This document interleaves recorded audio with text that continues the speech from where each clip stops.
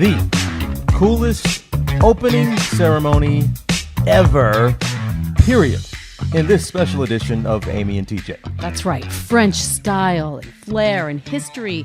And of course, the unbelievable production prowess we just saw. Wow. It was on full display, all happening at the opening ceremonies of the 2024 Paris Olympics. They are underway. And it was a ceremony where for the first time we saw just the athletes enter in a way they never have in the opening ceremonies. They were floating down the Seine instead of walking into a stadium. Yeah, but before we saw all that history, we had chaos, a coordinated transit attack just before the ceremony caused fits at the time, travel fits, but it's going to cause travel fits for some days to come. That's right. And also, in this very special episode, sex is back at the Olympics. It was gone for a while, in case you didn't know. And COVID, unfortunately, is also back at the Olympics. A gold medal coach has already been kicked out of the Olympics. Also, the trend spin makes its debut at the Olympics. We will be breakdancing at the Olympics. And what's with the commercials for the Olympics? That's right. Well, yeah, we're going to talk about all of that and more. Welcome to our first Olympics edition of Amy and TJ. You can check in here. We're going to be on every single day during the Olympics on iHeart for all the tea from Paris. That's what we're calling it. And it's everything you want to know about the games. I'm still not married to that title. As long as I don't have to say it, why am I complaining? But first impression, I don't know if it's just, I don't think there's much of a debate about it being the best opening ceremony we have ever seen. But this was actually one of the best television productions I've ever seen. I was blown away the entire time from start to finish. I know that you and I have covered these. We've actually been in the stadiums. And as exciting and as amazing as that is, they get a little boring sometimes. I mean, it just goes on and on and on. To put on a 3+ hour sensation is tough to do. It drags a little sometimes. Today was 4, though. Today was 4, right? And it was, I was riveted from start to finish. I thought it was jaw-droppingly good. We slowed down a little bit. Now, as great as it was, yes, you are right. I get what you're saying. But there was a little point we'll get into a little bit here for a second. But you can't help but, in a 4-hour broadcast, somewhere it has to slow down. But from start, when they started rolling down the river, if you will, the Seine river, the River Seine, I should say, that goes right through Paris, that's when the show really, really began. We heard about this being something, Robes, that they had never tried before. We're always used to seeing athletes walk into a stadium, Olympic stadium. This year, they literally put these folks on a river. I can't commend whoever came up with that idea. And then to pull it off. To pull it off in blinding rain, too. To see the weather, it did not cooperate. And yet we saw not just the unbelievable pomp and circumstance, but we saw acrobatic acts that you'd think would be very dangerous in blinding rain, and yet they pulled it off. The unbelievable shows that were going on over the bridges, along the banks of the Seine. It was all coordinated, perfectly timed. Just the production value from the cameras. And to think that they hadn't had rehearsals. They couldn't have rehearsals. This wasn't in a stadium where they could do things and nobody was watching. This was along the Seine and along bridges that couldn't be shut down for practice. I guess a couple of secrets I guess the rumors were true, right? Lady Gaga showed up. She was very early, kind of kicked off the show in a lot of ways. And I love that even when, I guess she'd been rumored for so long, and even when we saw the production start, it's raining and she's coming down these steps, they kept those, whatever you call them, the little feather fans, feather fans in front of her, and it kept the mystery still going, even though we had a good idea of who it was going to be. I thought that was a great reveal and a great moment, and she's always a great performer. I couldn't believe what it would be like to be her. You're walking down the steps into the Seine. All of Paris and the world is watching you. By the way, I think they were estimating over 1 billion people watched opening ceremonies. So to perform on that kind of a stage in the middle of Paris, I just thought, wow, this has to be one of the pinch me moments, even for someone like Lady Gaga. And as they're rolling down, you commented, I wish we would have had a separate camera on that would have just been like a fashion cam on you because listening to your commentary as the athletes were rolling down the river, that's going to be my thing now, rolling down the river. Your commentary about each of the delegations and how they were dressed was just fantastic. I said that leading up to see the excitement and how cool it was to see the athletes on all of those boats having, parties as they were coming by. Of course, the U.S. delegation, the largest one there, 590 plus athletes.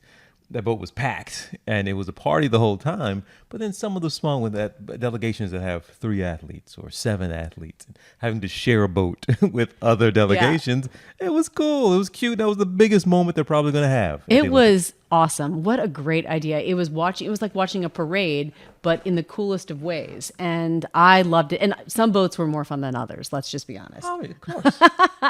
But and even in the rain, they were soaking wet. If you all watched and saw, these athletes had big smiles on their face, but they were soaked to the bone. The broadcast, I don't understand how the timing of it went the way it did. As far as watching it at home, everything seemed perfect. This went off there wasn't a single hitch, and I was watching very closely. Even the simplest of things, when you think about the rain being added into it, nobody even slipped down a flight of steps, which you would assume was a possibility. But to see how they were able to weave in so much of French history, so much of French, sometimes even what is stereotypical French, they seem to have even fun with at times. They depicted a menage a trois, and that I started laughing. It was all of the different things that France has produced and that stick with us that we forget we could attribute to France. I wasn't thinking menage a trois, but they went there. It was kind of like they were winking at us when they did it. They just kind of, we know what you're thinking. I appreciated it. I thought that was very clever. And of course, one of my favorite moments was when they brought in Les Miserables. Yep. I just thought it was so well done and beautiful. And then it turned into this heavy metal band and Marie Antoinette. It was like watching an unbelievable Broadway musical. Paris is your stage, and they just pulled it off unbelievably well. And obviously, we were waiting. We got the Lady Gaga surprise, and then the Celine Dion. It was. I don't know how you would do this ceremony without her, but given what we know, she's been going through health-wise for the past several years. To see her step out on this stage like this felt like a comeback of sorts in the biggest of ways. In the most iconic of places. It was the most perfect way to wrap up the ceremony. I have honestly, so you look, I have chills right now, reliving the moment when she sang under the Eiffel Tower, or right there on the Eiffel Tower, in that white beaded gown, and her voice, as always, despite everything she's been through, was flawless, pitch perfect, and just what a comeback. What a comeback. A lot of people are going to say that. And how can you not say that was their favorite moment of the ceremony? I couldn't believe that one of the most beautiful moments I saw. I don't know the young lady's name. I'm sorry, I don't remember. But it was the black woman who was standing on top of the building singing. It wasn't the national anthem, but she was singing in French. But the way she was dressed and the color scheme of her dress, and she was holding a French flag. It looked like she was organically a part of the flag, and just with the rain and what she was singing and how that imagery was beautiful, and it was I think maybe my favorite moment of the night in the ceremony. I have never seen a country, a host nation, pull off an event like we saw. And I can't wait to watch more. And this is a long time coming. The last 2 Olympics, there haven't been fans. There hasn't been fanfare. It's been a little sad. And so what a way to come back from COVID and from these Olympics where it just didn't really feel like the Olympics. The Olympics is on. In a big way. All right, Los Angeles, I bet they're ripping up their plans. Cannot imagine how you could top. You better start over because y'all got to do something. See, France has now set the absolute bar. Yep. That was incredible what they were able to pull off. Now, they pulled this off, but just would you believe, you wouldn't know this from watching the ceremony, but just hours before the game started, there was a scare. There was a reminder of the intense security situation around France. This was a coordinated attack on French rail lines. French officials say an arson attack targeted high-speed rail lines, caused all kinds of chaos across France. There were fires that were set to destroy cables that control the train signals. Of course, if you don't have a train signal, you got a problem, you got to get that fixed. They say this is now, quote, meticulous work to try to repair it. So this has had and will continue to have an impact on hundreds of thousands of fans and travelers, because these train lines were ones that were coming to and from France. Excuse me, Paris. Paris, yeah. And there were even 2 German athletes who were on one of the trains to Paris, wanted to take part in the opening ceremonies, and they had to turn back in Belgium because of the closure. So they actually missed the opening ceremonies because of this. So yeah, that's such a, this is your opportunity. This is your moment. And because of that, they had to turn around, which was incredibly sad, but thank God it wasn't worse than it was. Yes, the opening ceremony was the best opening ceremony I have ever seen in my life. And so the games are officially on.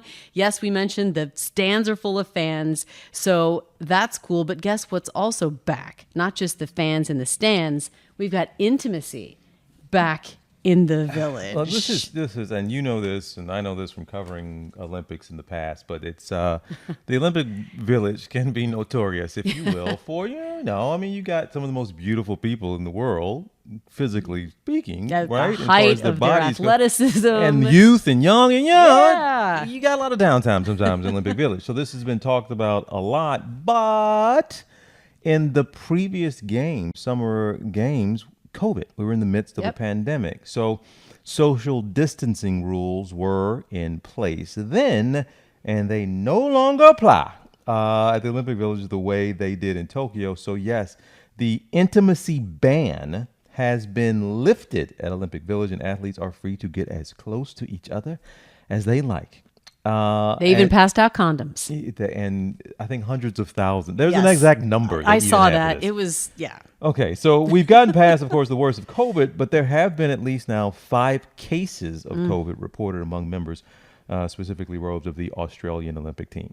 All right, I'm sure we'll keep our tabs on that as well. And wow, this was stunning.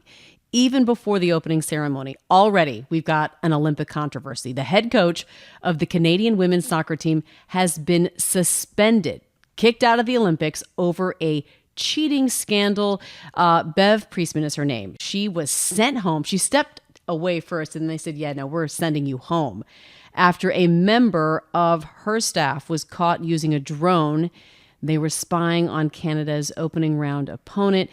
Priestman, we should mention, denied that she knew about it, but they sent her home anyway. Of course, we know never fails. There's always a controversy of some kind at the Olympics. Came a little early this year, perhaps. But sure, hey, it won't be the last. But maybe it will. Maybe this will be the big one. Wouldn't that be great? That would be.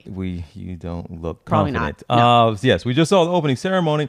That marks the official start of the games, but the games have actually been going on for several days now. You got sports like rugby, soccer. They've started the early stages of their tournaments, and the U.S. men and women, 2 soccer teams, have already been in action this week. It went really well for one of them.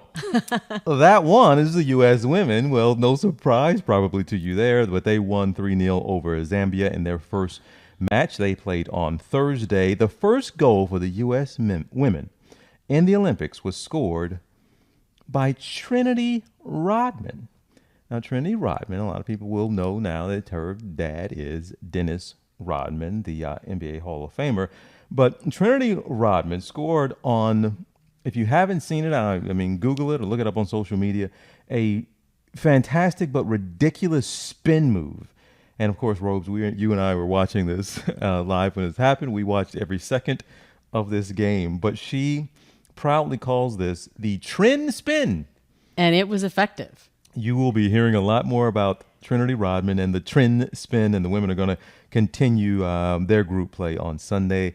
Again, this is a must-see game against Germany. That's going to be fun to watch. I'm so excited. It was amazing. I don't know why. I don't remember anything. You know that. Once I see it, it's like out of my head. But I remember Trinity Rodman scored at minute 17. And then is it Mallory Swanson? She scored 2 in a row at minute 24 and minute 25. And it was unreal. By 25 minutes into the game, USA already up 3-0, and that ended up being the score. So it was I thoroughly enjoyed watching that. Now, on the flip side, you and I also, we went out. We went to a sports bar. I said, let's watch the men's play. The men's play. I can't talk. Let's watch the men play. Men is already plural, Amy. Let's watch the men play. Did good. they did so good. No, they did not. So the score was also 3-0, except for that we were the ones with the goose egg. Yeah, they lost to France. They gave up the 3 goals, but they get a chance to redeem themselves on Saturday. That's today against New Zealand. And they need to get a result. So this is kind of a sink or swim moment for them.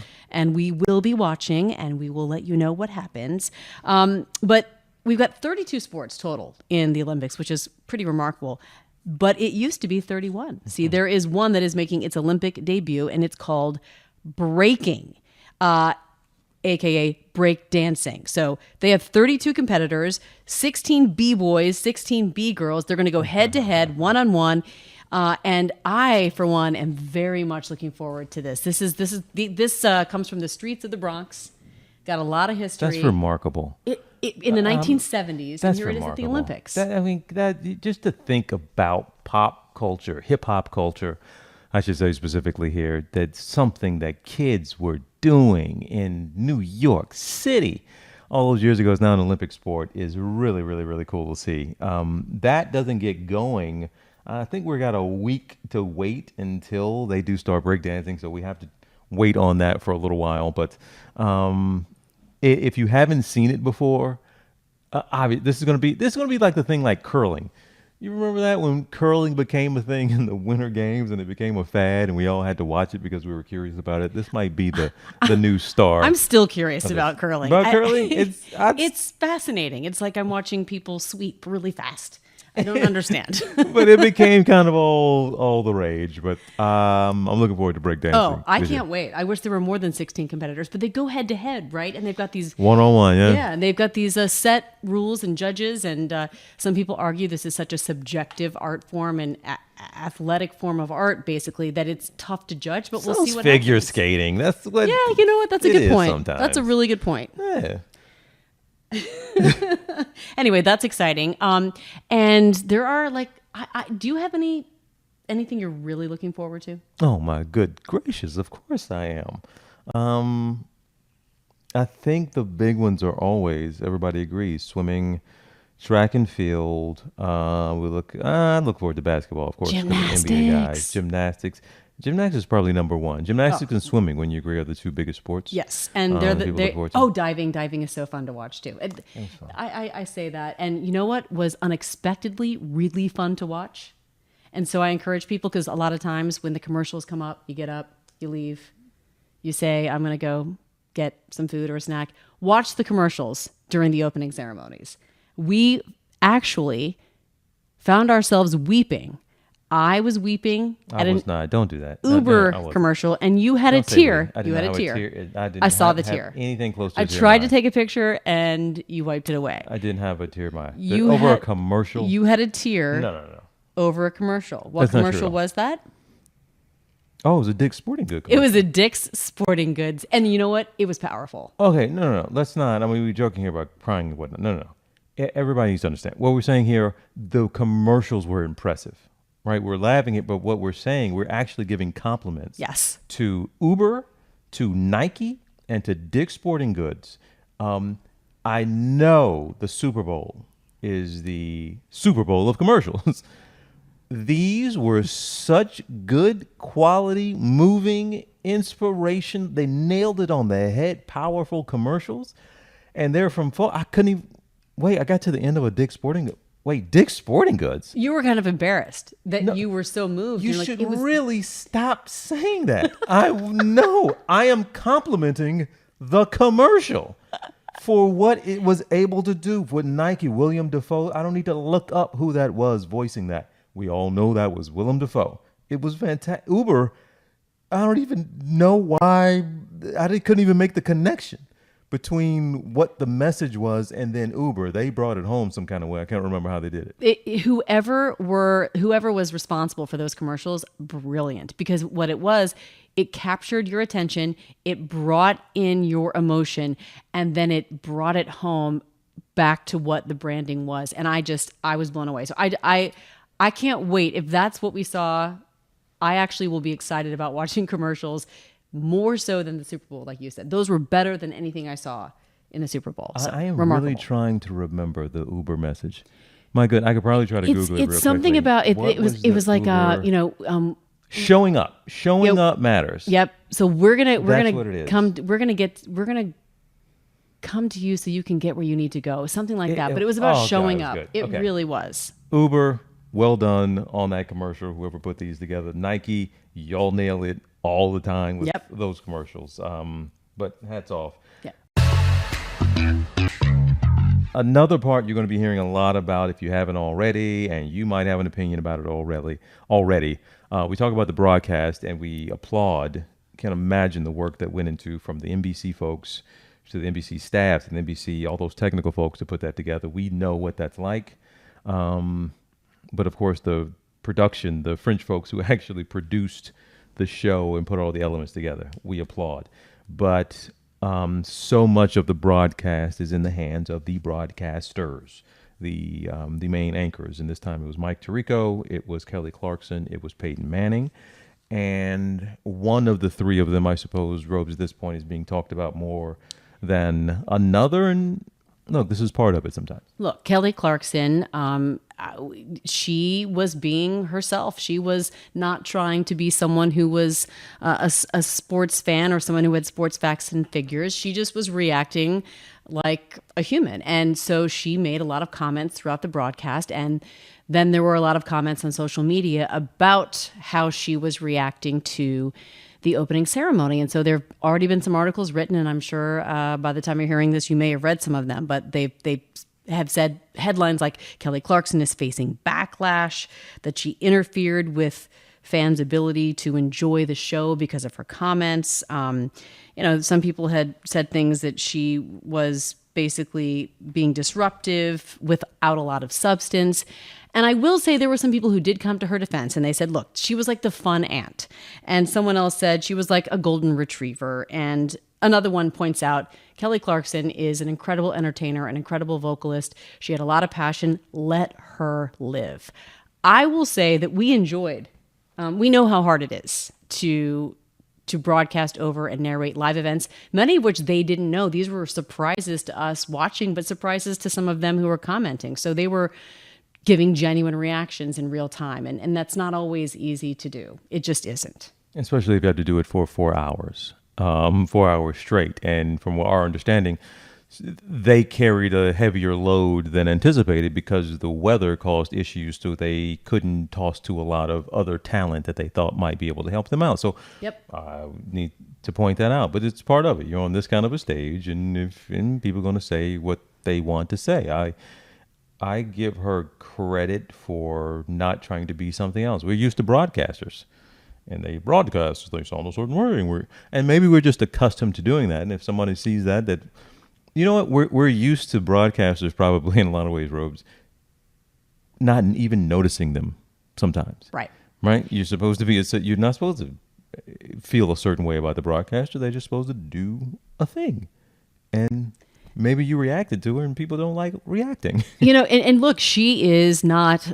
She's not necessarily. She's the host of her own show, but she's not somebody who's been trained professionally as a journalist to do any of this. And look, anytime we went out to go cover the Olympics over the last 20 years, and we that huge binder that you would take with you on the plane, that would sleep next to you in your bed each day because you had to know so much about all of these athletes. We have nearly 600 U.S. athletes, and they would all be in that binder, in addition to some of the big athletes in other countries. And so there was so much information to digest, to remember, to memorize, to try and have facts and figures when you're commenting or looking at events and being able to explain them to the audience who isn't there.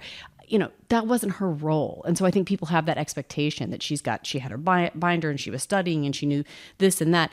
That's what Mike Tirico was there for, I'm sure. And she and Peyton were there for color. And that's what she did. So I think there might have been an expectation that she should act and react the way a lot of professional broadcasters would have. And you know what? To each their own. I Exactly. respect anybody who has an opinion about it. Don't respect anybody who's being mean about it when it comes to her, but I respect anybody who has an opinion. But I enjoyed watching. I always appreciate, obviously, Mike Tirico is fantastic. But He's I amazing. appreciated a breath of fresh air. And Peyton is a wonderful broadcaster and TV talent. He was great. He was great. I thought he had a nice, just it was a warmth about it, and they were having fun. I think that's the thing. Kelly Clarkson was enjoying the heck out of herself, as were we sitting on the couch watching it. Well, but then there was Snoop. We forgot about Oh yeah, Snoop. He speaking of enjoying his time, yes, he seemed to be having a blast. Yeah, unlike those other times. Isn't he all right? He was just classic Snoop Dogg. That might be one of those dudes. If you could switch, somebody asked, if you could switch lives with anybody, just give me one weekend as Snoop Dogg, I would or do even that. a Tuesday as Snoop Right. Dogg. It just give me a day. But at this point, hats off to NBC. Hats off to that team that's off to a just a resounding start. I cannot applaud them enough for the show they pulled off. Yep. Today at the Olympics. It was so thrilling. It did slow down. That's what okay. That was the point we're talking about. Once you get through, it was a very, very, very cool shot. Yeah. The mechanic horse. Yes. Mechanical horse that was going. You said the horse wasn't going quickly enough. When it first started, you remember, I was like, wow, that is awesome. Okay, the horse needs to speed up now. 5 minutes later, wow, that horse is still running. And it seemed like it took forever because it took the same 3.7-mile trek as the athletes in their boats. Comes off, it stops, and then we see a real horse, right, with the same person riding, if you will, like kind of a seamless transition. But then the horse was walking really slowly. I think that's when I went and got the French bread and the brie cheese out that our iHeart team sent us. Okay. Well, while you were gone, I kept my eyes on this horse. Then the person got off the horse and walked very slowly, a very long it was walk. wet and rainy, so that was Had to be probably pretty careful. smart. I applaud them with the boots walking up the step, but it was Oh, just yes. it I got back to dragged that. out, and then there were speeches that made it feel like That was the low point. I'm sorry, that sounds bad, but that was the low point for me listening to Macron speak and Peter Bach speak. I think they would admit that it was the low point of the show. was too long. They weren't trying to top that stuff. But you have, I didn't even know, Serena Williams ends up playing a role and carrying the torch, and they finally light the cauldron, which we didn't even know where the cauldron was. Right. And the thing floats up in the air with the hot air balloon. This was unreal. It's so cool. It was so cool. And I looked it up because I had to know. I was like, is this going to be like this, like floating suspended? I think they said it was 60 meters up in the air, but it's pretty cool. Basically, after sunset until 2 a.m. every night, that is going to float up. And when it's on the ground, I think they said up to 10,000 people a day can come visit it and take a look at it. And it's cool because it's all green. It's not using any fuel. There's some technology that I didn't quite understand that involved water and air, and I don't know, but it's an electric light. So it's really, really cool. I loved what they did with that. Well, they are off to a good start. Things to look forward to on this day, during this Saturday now, in Paris and around France. The U.S. men will start up again as they are in group stage right now of in soccer. They really, really need a result, or they could be at risk of going home really early from these Olympics. But this is going to be the most helpful tip and the most useful tool we give you in this episode. Hear this now. NBCOlympics.com. You need to know this website, NBCOlympics.com. This is so weird. I mean, I couldn't imagine, Right? not too long ago, promoting You're another promoting network. NBC. I'm promoting NBC. But I'm telling you this because when you go to that website, at the top left corner, plain as day, you will see a tab that says Schedule. Click on that. They have the entire schedule of events laid out in a way that you can understand and read it. You can pick a day that you want to choose. Today, tomorrow, the next day, and it'll have the schedule. And it will also give you a tab that tells you which events are TV only and which ones are on digital and TV, which is very helpful right now because you need to have Peacock, the app, if you want to watch a lot of stuff. The rest of it, you have to wait for prime time or on USA Today. So the schedule's all over the place. NBCOlympics.com and click on schedule. Very, very helpful. Indeed. All right. And we talked about the big events that we're looking forward to. But, you know, when you start really diving in to see all the different, like 32 different sports, is there a little known one or a smaller one that you're curious about that you want to check out? Table tennis. That's what I was going to say. I love table tennis. Ping pong, a.k.a. ping pong. Yes. Love it. Love table tennis because it's unreal what they're able to do. So it's just, you don't get a chance to watch it like this often. Absolutely. I want to watch that. And the other thing I'd like to see is the surfing because they're doing it in Tahiti. And I think I just want to watch just for like, I don't know, vacation candy, just to see what it, like I've never been. I want to, and that is such a stunning sport. So I would like to check that out too. But table tennis, right on my list. The other one is fencing. Because that's something you don't get to watch a lot, so you take the opportunity. But just it takes so much discipline to do that, so I'm always impressed. And beach volleyball is fun to check out too. They're always, it's just a party. Well, they say they're doing that in the backdrop of the Eiffel Tower. That's unreal. So cool. It's unreal. So congratulations, NBC. Congratulations, frankly, Paris, for what you all pulled off on an international, on the biggest stage with the opening ceremony. All right. Well, keep checking us out. We're going to be coming to you every single day at 9 a.m. with all the latest Olympic news. All the tea from Perry. A bit of a developing story with the U.S. women's gymnastics team at the Olympics on this Sunday, July the 28th. And as we start this Sunday, the official Olympic medal count. At the start of this day, Australia, the United States, and Italy on top in overall medals, won so far, 5 each. Australia and China have the most gold medals so far, 3 each. Also, in today's edition of The Tea from Perry, an Olympic dream comes to a shocking, and it was a heartbreaking end for an American star on day one. Plus, Team USA's first gold medal of the Paris Games was won in the pool. And meanwhile, the water, speaking of that, in the River Seine, well, it might be too dirty for competition. And the IOC apologizes for screwing up big time a country's name during the opening ceremony. And a coach has been found dead at Olympic Village. Also in this episode, won't the real U.S. men's soccer team please stand up? The best excuse a man has ever given for losing his wedding ring. We found our favorite Olympic commentator and our runaway winner for favorite Olympic moment of day one. Everybody, welcome to this somewhat distracted edition episode of Amy and TJ Robes. This works perfectly for us. That's so much of the competition happening in Paris. It's happening 6 hours ahead of us, so we can get up first thing in the morning here, literally at 3 and 4 a.m., and there is live Olympic coverage going on, like right now. It's a dream come true for you. TJ set the alarm at 3:45 a.m. this morning, Sunday morning, and right now, as we are recording this podcast, we are watching the U.S. women's gymnastics team. We don't want to give away, we don't want to create any spoilers here, but we are watching them compete, and it has been a fantastic morning watching, to me, the best Olympic sport there is. I'm a little biased, but man, do I love watching gymnastics. And we got up yesterday and we got stuck. I say stuck because it wasn't the plan.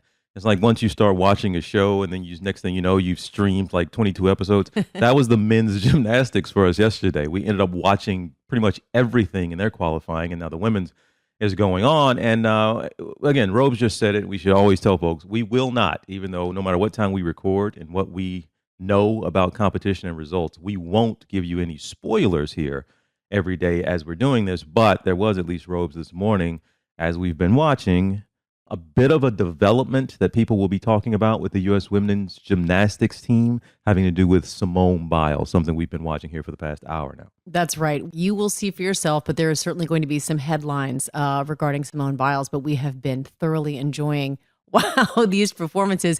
And you know what? You'll see this when you all watch, if you haven't already. But we just noticed they have put heart monitors on the parents. We actually saw their beats per minute, the pulse rates of the parents watching their daughters compete. And understandably so, it's like in the 170s, I believe. I can't even imagine what it would be like in those stands watching your daughters compete at this level. But yes, the headlines will be about Miss Simone Biles for sure. And what we're talking about here, yes, you know the competition. We follow her. She's expected to win gold. She's the greatest to ever do this. The development is that after one routine, she seemed to injure herself, and it's been a lot of focus on whatever this injury may be. And she is noticeably limping, and she has heavy tape around. I'm looking at it, and they're showing a close up as we speak around her left ankle. Rose, she did the balance beam. That was the first event that she did. But then in a warm up, getting ready for the floor exercise, is where she appeared to tweak something. But I have to say, despite the fact that she clearly does have some sort of an injury to her foot, she has been all smiles. She was joking, crawling from event to event so as to not put weight on her foot. But it's remarkable to see what she can do, even with a tweaked ankle. And so that's a development because we don't know how serious it is, how big of a deal. She appears to be competing just fine as we are talking. We are looking at her live perform on the Uneven bars. And she looks just fine. But when you talk about someone who's expected to compete for the all-around, this is her comeback after the twisties and everything happened in the last Olympics.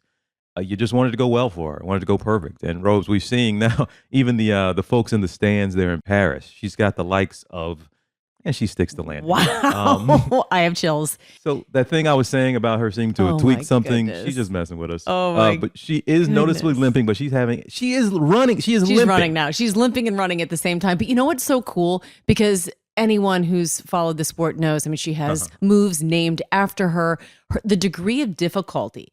What she does on all of these events, especially on the vault, it's dangerous. It's dangerous to the point where most gymnasts wouldn't even dare attempt or think about doing the moves that she does. And it's just remarkable to watch her. You know what's fun too? To see all the fans in the crowd. I was there in Tokyo when she went through what she went through, and it was a bizarre feeling to see her struggling and then to have no one in the fans in the stadium. Like there was no cheering, there was no support, and you gotta think that it feels so good for her to come back and to have her parents there watching her nail it and work through pain and just still be the best of the best of the best. I mean, there's no one like her. So it's a development, just something to keep an eye on. You don't, well, my goodness, God forbid, you don't want anything, have an injury or something get in the way of her being her best. They're showing her parents here now. And like I said, their celebrity, Snoop Dogg is there, but you've seen him everywhere. Anyway, Tom Cruise watching. I saw Jessica Chastain in the stands as well. Ariana Grande. So they're all there, obviously, to see her. But this is cool. But all this is airing live on Peacock, and then you'll have all of it in prime time if that's where you choose to watch. But Rose, we've spent the mornings, of course, watching, but the mornings have given us an opportunity to watch things we don't normally watch. And I know I was up yesterday very early watching fencing, and there was some canoeing going on, and there was some badminton, and there was table tennis. It's fun to watch those things you don't normally get to see and see people doing it in a way that you didn't think was imaginable. The canoeing was really fun to watch. I really enjoyed that. It was remarkable to see how they were able to create a whitewater rapid venue in the middle of Paris. And then also surfing. We had a lot of fun watching surfing. It's just gorgeous. Gorgeous to watch. So while we have seen so many athletes do what they do better than anyone else, there was a really sad moment for a big U.S. men's gymnastics hopeful, Brody Malone. He is now not going to compete for the title of all-around Olympic champion. And it was just a really tough start to his Paris Games. He was considered to be Team USA's best chance at a medal in the all-around competition, but he fell twice on the high bar, which is just so uncharacteristic of him. He also fell on the pommel horse, so he didn't qualify to compete in the final on what is his event, which is the high bar. He's been the U.S. champion for the past 4 years. He's made a comeback this year after a devastating knee injury, so this is just a tough break for him, but he did say that it's another day. He's back in the gym, and he's preparing for team finals, even though he knows he won't have any individual competitions. He was high bar. He was fourth in Tokyo on high bar. Yeah. I think it was. So this was his time. This was one of those folks, and I know many of you have seen it at this point. where it is the most painful part of the Olympics. He for the past 4 years, he has been getting ready for this moment. And by just not even an inch, he missed a bar and he fell. And it just you could tell, I mean, this is the highest level of competition. It's not a bad thing to say that sometimes the pressure gets to folks. And after that, he just spiraled, Yeah. and it was hard to watch. Yeah. And, you see how mental this is. I mean, obviously, physically, they're capable of doing all of these things. They've been rehearsing it nonstop for the past 4 years. But yes, mentally, when something goes wrong, it's just athletes will tell you that is the difference between winning and losing. And that you just wanted to hug him every time he was I out there know. after that. You were just, please let him get through it. Please let him get through it. But give him credit. He'll be back out there still trying to help his team Yep. in the team competition. Another American superstar, however, this time picked up exactly where he left off in Tokyo. We're talking about Caleb Dressel, superstar swimmer, considered one of the greatest to ever do it for the Americans. Well, he and his U.S. men's 4x100 relay team won the first gold medal of the Olympics for the United States. He won 5 gold medals back in Tokyo, so you'll remember his name. He ran out and found his wife and his kid. I think the kid's 5 months old, but you probably saw the shot of his wife hanging out with Snoop Dogg and cheering during during that event yesterday. Again, Snoop is everywhere. Yeah, he is. So Dressel is right on track. The U.S. men's soccer team maybe is back on track. They bounced back in a major way, beat Guinea 4-1. Excuse me. This was New Zealand. New Zealand. They have Guinea next, but they beat New Zealand 4-1. Remember, the Americans got trounced 3-0 in their first match against France. This win now puts them in maybe a better position to get out of the group stage and maybe go for a medal. So they're going to play Guinea. That happens on Tuesday, correct? So that will be the distinguishing factor as to whether or not we actually make it through. But good for Team USA, men's soccer. U.S. women's soccer, very excited about this team. They look amazing. They play against Germany later today. So we're very excited to cheer them on. Didn't they look incredible in their first game? They look unbeatable. I love really, that. they were hitting it all cylinders, and you love to see that. So they always give us something to cheer for. Yeah, we are very excited about watching that later today. There is some sad news, though, to report out of Olympic Village. A coach was found dead, 60-year-old, and I'm going to hopefully say his name correctly. Forgive me if I don't. Lionel Fadupeto. He served as the coach of the top-seeded Samoan heavyweight boxer at the Games. They believe he experienced cardiac arrest, but 60 is way too young to go, and just so sad. He was so excited. They've showed pictures. It's all over the internet, social media, just how excited he was to be there. And I know that everyone is feeling that significant loss today. Yeah, that's tough. The entire community there, they are a community of athletes, certainly in the village. Meanwhile, the International Olympic Committee, the organizers there in Paris, are apologizing because during the opening ceremony, they called a country by the wrong name. That seems almost impossible. Now, what country's name could they have messed up? Well, the country whose name they got wrong was South Korea. How do you mess that up? You call them North Korea, which is precisely what they did. The South Korean delegation was announced as the Democratic People's Republic of Korea, which is, of course, the official name of North Korea. Seems impossible for a mistake like that to get made on this stage.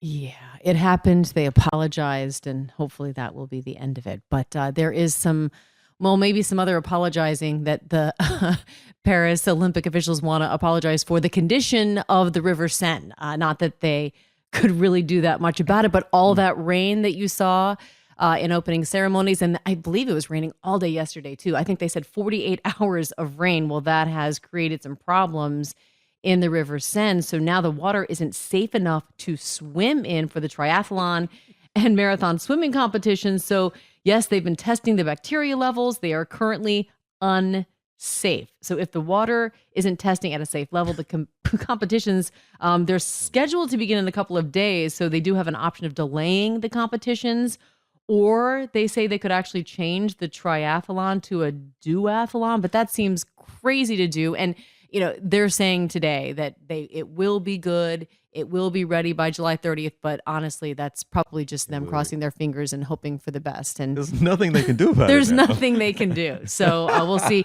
By the way, talking about swimming, I just also want to mention, we didn't mention Katie Ledecky. Yeah. She got a bronze, but was bested by those Australians, those pesky Australians. But she is a 10-time Olympic medalist. This is her 4th Olympics, and she could become the most decorated American woman in Olympics history. So we'll keep watching her in the pool because she is just a force. And she probably will. But if this is one of those things, I don't even know why, but we don't like Australian swimmers, right? But because the competition is fierce between the U.S., but it seems every time we lose, they're the ones that touch the wall first, and vice versa. So it's a great rivalry they have going. But watching the swimming now, and like if they're gonna don't lose to Australia. I know you were really bothered by that. But at least they have a safe pool to swim in, so that's good. And there's that. That is so nasty. They were talking about all the rainwater that did come down ends up pushing an excess amount of sewage, if you will, into the River Seine. And I didn't know as well that swimming has been banned in the river for like 100 years or something. Well, let's have our Olympic athletes go in there now and see what happens. Spent $1 billion to clean this thing up, and they might not be able to use it. If they get to go do their marathon swimming in the Seine, if they get to go do the triathlon in the River Seine, then swimmers, all of you, need to keep an eye out for a gold wedding ring. One Italian would really appreciate it because Gianmarco Tamberi claims he lost his wedding band in the river during the opening ceremony. Why'd you say claims? I mean, it's convenient, is what I'm saying. Good excuse. Perfect excuse. You cannot beat that one. But he claims that what had happened was it was really, really rainy that night, which it was. Okay. So we can confirm that. He was the flag bearer for his country, Italy, aboard their boat. We can confirm that. Yep. He was on the boat. You know what else? He's been working out a lot. He is really in thin shape, right? To compete. So maybe his finger is a little thinner than it would normally be. The band was a little looser than it was before. You put all these factors together, Robes, and the ring just, boop, it just flew off. But Gianmarco actually did a pretty funny social media post apologizing profusely to his wife, blamed those wet conditions and the intense training and being a little thinner. But he made a comment of he has a reason to bring back even bigger gold. He's the high jumper, right, for Italy, and I believe he won a gold medal last time around. So he's going to bring back some more gold, just not in the form of a ring. That is a crazy story. I mean, it is quite possible. I mean, that was a mess that night. Kind of cool if your wedding ring has to end up somewhere other than around your finger. I guess you could say the River Seine. Whatever. Yes, during the Olympics. I mean, that's kind of a cool thing. And you know what? He can always buy another one. I'm sure he'll be fine for that. We have had so much fun watching. I mean, I've never watched the Olympics like this with you. We've had 2 computer screens up, the TV up. We realize that we can only watch 2 at a time, though, right? They limit your access on Peacock, so we can only watch 2 events. Well, we can watch 3, but you and I usually have a TV going in another room. That's been our issue. So we got 3 screens. Yes, are our options here in this home. And we have. I mean, I have been through a range of emotions, gotten a lot of chills, but we had a moment yesterday that just was the perfect Olympic moment, and it was our favorite moment of the day. Tell us about it. From an athlete that most people, obviously in this country, don't know, and not going to be a big superstar coming out of the Olympics, Carlo Mancini. He is an Italian gymnast. Now, Rose, we were talking about Brody Malone. I think the commentator called what we saw yesterday during the men's qualifying, said the high bar, he said, it is shocking what is happening on the high bar. We saw athlete after athlete, top athlete, and we're talking about guys who have won championships, falling on the high bar. And it's so sad. It's so devastating in that moment when it happens. But this bad fall. We saw guys end up flat on their I back. know. We saw a guy fall forward, almost off the mat completely. It was wild. I hate seeing that too, because you just think about all the hard work and it all comes down to that one moment, all of that pressure, and then bam, once you've fallen, it's over. Your dream of a medal, your dream of even qualifying to the final, it's pretty much over at that point. And so Carlo Mangini, later in the day, so we had seen so many falls, he's doing his high bar routine. And sure enough, he takes an awful spill, one of those just not an easy little slip. He just ended up all completely on the mat. He got up, and the entire arena, you could hear them just try to cheer the guy on. But he has to get up and he has to finish for the sake of his team to get the points. Difficult routine. He gets back up there and starts twirling and spinning and doing his whole thing again. The crowd, we're holding, I said we, but yes, we're holding our breath, hoping he makes it through. And the crowd is cheering him on. And Ropes, he made it through. He nailed it. He nailed the rest of it. Yeah. He nailed the rest of it, which, that's hard to do, because we've seen that once you mess up once, it gets in your head. You can't. He pushed through, fought hard. It was an extremely difficult routine, and he nailed the landing. And when you saw his face, despite the fact that he knew he had lost any of his medal hopes or chances to move on, he had a big smile on his face, and the crowd just roared. And it was just a moment of just redemption. Like, forget any accolades he isn't going to get. He did that for himself, and the crowd recognized it. I assume that did not make it into the primetime coverage of NBC yesterday. So I bet a lot of people didn't get to see it. And I don't know if it's online to watch, but it wasn't just that he got up and he finished and the crowd was cheering. That would have been actually cool enough. But you remember what he was doing? He was pumping his chest. Mm-hmm. He had a big, joy in his face. Yeah. And it was almost apologetic even in how he was gesturing to the crowd. It was the coolest, sweetest. I'm waiting for the moment that's going to top that in the Olympics. But that summed everything up. Yeah. The triumph and the tragedy. The agony of defeat. But the joy that still came from, correct. My God, I loved that moment. I did too. Oh. I did too.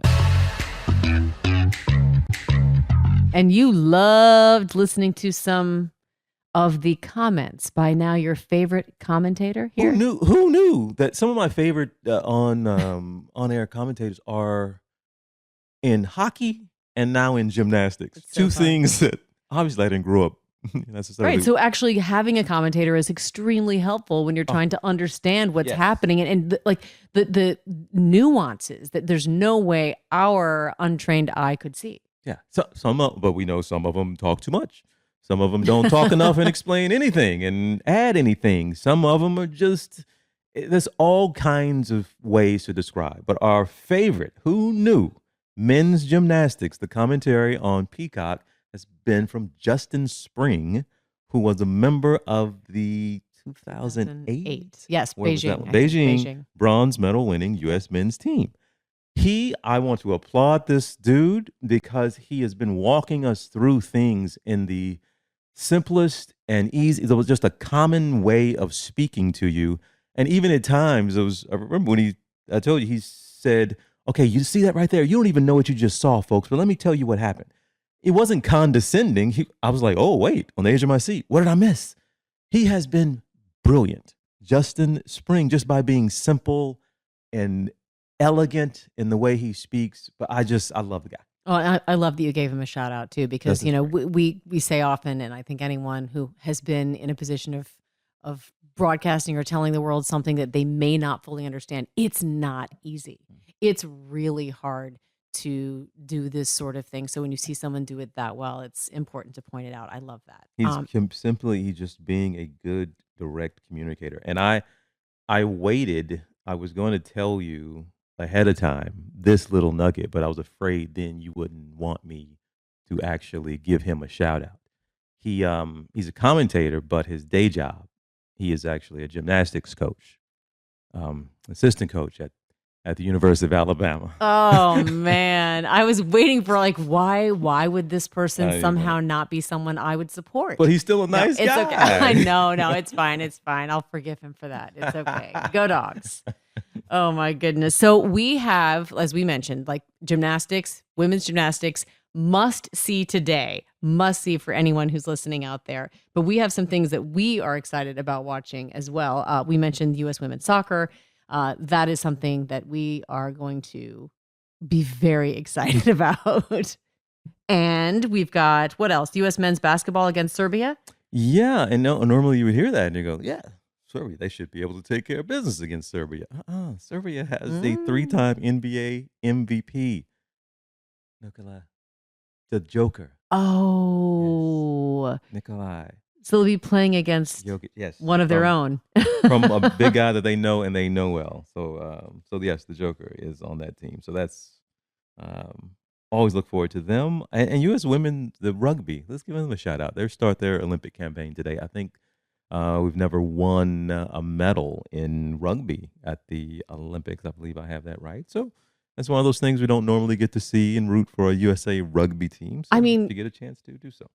This is the first time I've ever watched rugby. I was like fascinated by it. It's like soccer and football combined, and I don't know any of the rules. So it's been, again, very helpful to have the commentators because I don't know what's going on, and yet I can't stop watching.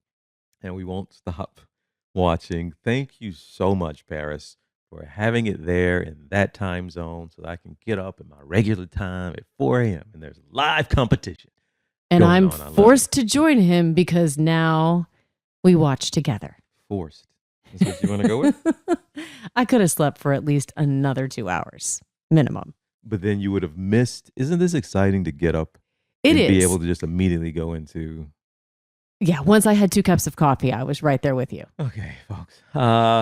Again, can you do the closing line? Because I can't say the title. I just can't. Oh, yes. So, okay, everyone. Yes, thank you for listening. We're going to be coming to you every single day with all the tea from Paris.